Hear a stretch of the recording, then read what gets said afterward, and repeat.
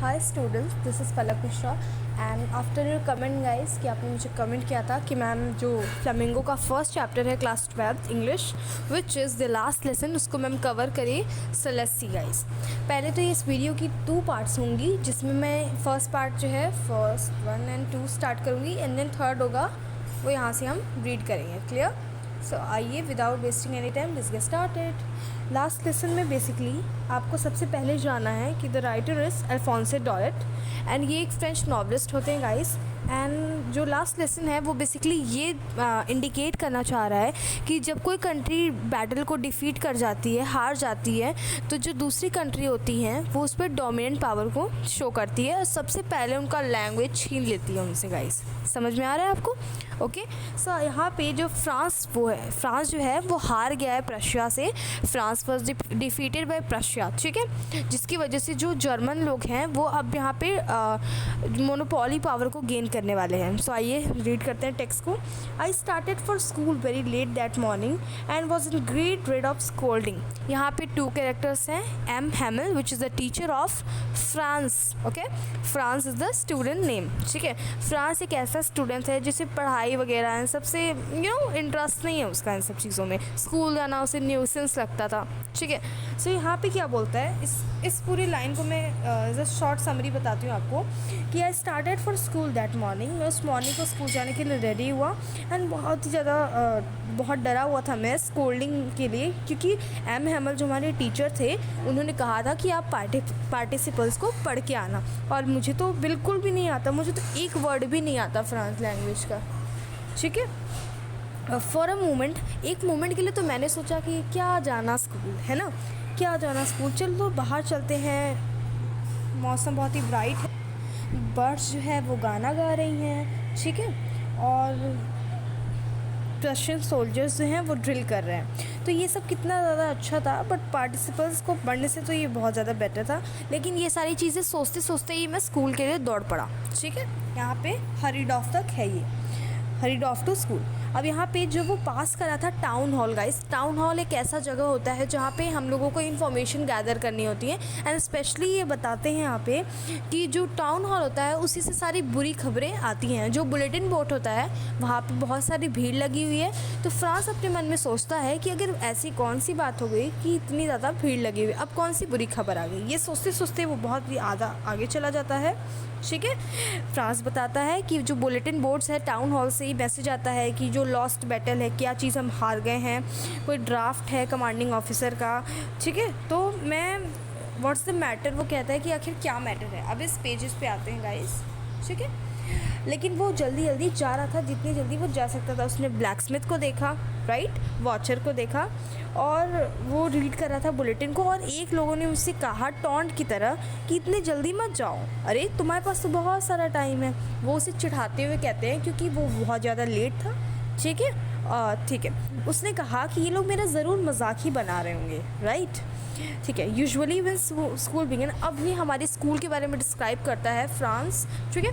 France बताते हैं कि हमारा जो स्कूल होता था जब वो बिगिन होता था इतनी ज़्यादा साउंड होती थी, द ग्रेट बस्टल, ठीक है, which could be heard on the street, जो सड़क तक सुनाई देती थी, ठीक है। डेस्क के ओपन और क्लोज़ करने की आवाज़, लेसन को तेज़ से हम लोग रिवाइज नहीं करते हैं उस टाइप की आवाज़ बहुत ही ज़्यादा तेज़ होती थी। इतनी तेज़ हो जाती थी कि हमें अपने कानों पे हाथ लगा के कभी कभी टीचर की बातें सुननी पड़ती थी। जो टीचर का रूलर होता था, यानी कि जो स्टिक होती थी, उसको बेंच पे पटकना, समझ में आ रहा है गाइस? ओके, वो बहुत ज़्यादा लाउड था। Okay, but now it was all still, but आज तो बहुत सारी चीज़ें शांत हैं। तो वो क्या बोल रहा है कि आज कुछ भी ऐसा नहीं है जैसा उस टाइप का, और ऐसा शांत है माहौल जैसे कि एक संडे मॉर्निंग को होता है।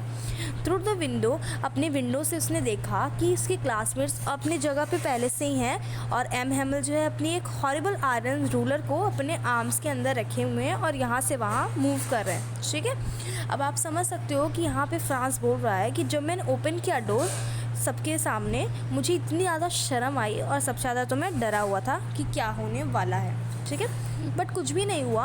एम हैमल जो उसके टीचर थे वो हर बार बहुत उसे चिल्लाते थे, लेकिन आज उसने बहुत ही प्यार से उन्होंने बोला कि कम लिटिल फ्रांस, आ जाओ लिटिल फ्रांस, हम तुम्हारे बिना ही स्टार्ट करने वाले थे।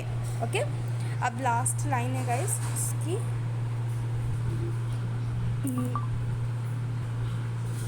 ठीक है। अब ये कह रहे हैं कि मैं तुरंत गया अपनी सीट पर बैठ गया, बट आज जो है वो आप कह सकते हो कि जब मैं तब वहाँ सीट पे बैठा जब मैंने अपने डर पे थोड़ा सा कंट्रोल पा लिया था।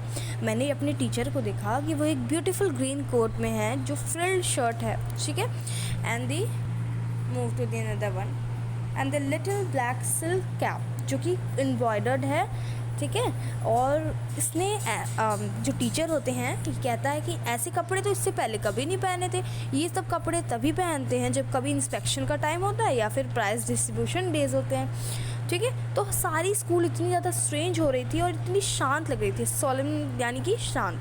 But the thing surprise me कि जो बैक बेंचेस खाली होती थी आज वहाँ पे विलेजर्स बैठे हुए हैं। जो विलेजर्स का नाम you have to note down, right, जैसे कि old Hauser with his 3 corner head, the former mayor, the former postman, the several other besides, है ना, कि ढेर सारे और लोग भी बैठे हुए थे और सारे लोग जो है सैड लग रहे थे।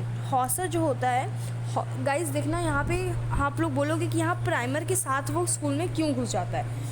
यहाँ पे आपको पता है कि जो उसके टीचर होते हैं वो उनका लास्ट डे रहता है इस स्कूल में, यानी अब के बाद से वो नहीं पढ़ाएंगे। तो जैसे ही सबको एक खबर पहुँचती है सब एकदम दुखी हो जाते हैं और टीचर से मिलने के लिए वहाँ पर चले जाते हैं, ठीक है। हाँ गाइस, सो अब आप देखो कि वैसे ही जैसा वो था पेंटर था और वैसे ही वो प्राइमर वगैरह लेकर साथ में आ गया। वाइल आई वंडर्ड, जैसे कि wondering about it, M. Hamel mounted his chair and the same grave and gentle tone he used to say. अब उसके बाद M. Hamel ने, मैं कुछ भी सोचता उससे पहले M. Hamel ने बोला, My children, this is the last lesson I shall give you. ये एक आखिरी लेसन है जो कि मैं आपको पढ़ाऊँगा, क्योंकि अब से ऑर्डर आया है कि बर्लिन में जो है जर्मन ही टीच होगा। एल्सेजन लॉरेन एक स्टेट है गाइस, और यहाँ पे जहाँ पे वो लोग डिफीट कर चुके हैं, तो दैट इज़ वाई जो जर्मन लोग हैं अब वो उनकी लैंग्वेज चलेगी। अब फ्रांस नहीं पढ़ाया जाए, आई मीन फ्रेंच नहीं पढ़ाया जाएगा। अब तुम्हारे कल नए स्कूल मास्टर आएंगे और ये आज आखिरी लेसन है, तो मैं चाहता हूँ कि आप लोग बहुत ही ज़्यादा अटेंटिव हो। ये बात सुन के वो बहुत ज़्यादा दुखी हो जाता है। तो अब वो कहता है कि ये सारे वर्ड्स एकदम बिजली की तरह लगे मुझे, क्योंकि अब मुझे सब कुछ समझ में आ रहा था कि वो बुलेटिन बोर्ड पे आखिर क्या छपा था जिसकी वजह से सब इतने ढेर सारे लोग इकट्ठा हुए थे। वो कहता है कि my last French lesson, why I had hardly knew, मुझे तो कुछ लिखना भी नहीं आता और ना ही मुझे एक शब्द बोलने आता है।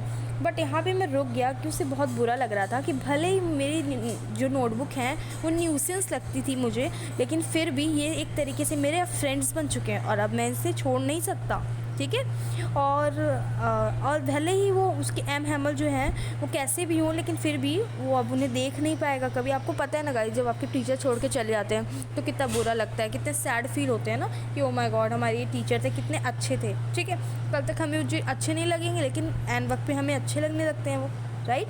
पुअर मैन यानी कि ये जो है आज इसीलिए इतने अच्छे अच्छे ड्रेस पहन कर आए हैं क्योंकि आज इनका लास्ट डे है, ऑनर है इनका, क्योंकि अब तो ये नहीं आएंगे, क्योंकि ये 40 ईयर्स तक ही अपना फेथफुल 40 ईयर्स पढ़ाए हैं हम लोगों को और आज ये इनका लास्ट डे है।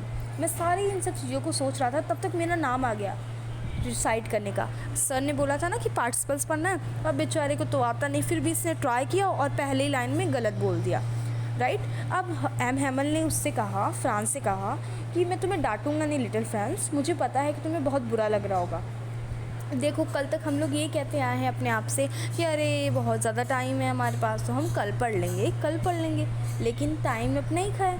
और आज देखो आज जो है इतनी ज़्यादा ट्रबल हो चुकी है कि आज हमारी फ्रेंच लैंग्वेज ही हमसे छीन रही है, अब जर्मन पढ़ाना होगा हमें, ठीक है। सो ऐसे ही कहता है कि ये सिर्फ तुम्हारी अकेले की गलती नहीं है, ठीक है।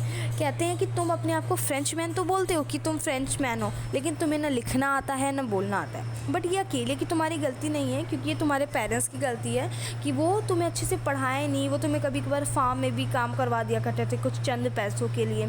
जब मेरा मन नहीं था पढ़ाने का तब मैं भी फिशिंग के लिए चला जाता था, जब तुम्हारा मन नहीं होता था पढ़ने का तो तुम्हें मैं वाटर को पानी देने के लिए बोल देता था। और ऐसे ऐसे करते करते अपनी वो गलतियाँ गिनवाते हैं एंड एट लास्ट वो कहते हैं कि एक के दूसरी बात अपनी गलतियाँ गिनवाते गिनवाते वो अचानक से फ्रेंच लैंग्वेज पे आ जाते हैं और कहते हैं कि French language was the most beautiful language, बहुत ही ज़्यादा ब्यूटीफुल लैंग्वेज है। और अब जो है नेक्स्ट यहाँ से हम लोग रीड करेंगे in the part 2 guys. Already 9 minutes की वीडियो हो चुकी है guys, so till then bye bye.